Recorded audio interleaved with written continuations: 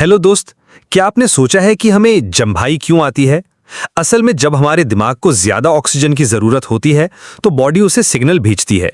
जम्भाई लेते समय हमारे फेफड़े गहरी सांस खींचते हैं और ऑक्सीजन दिमाग तक पहुंचती है और तभी हमारा मुंह धीरे धीरे खुलता है, लंबी सी जम्भाई निकलती है। जम्भाई लेने से दिमाग को थोड़ी एनर्जी मिलती है और हम फिर से फ्रेश महसूस करते हैं। तो दोस्त, जम्भाई हमारे दिमाग का नेचुरल ऑक्सीजन बूस्टर है जो हमें फ्रेश और एक्टिव रखता है।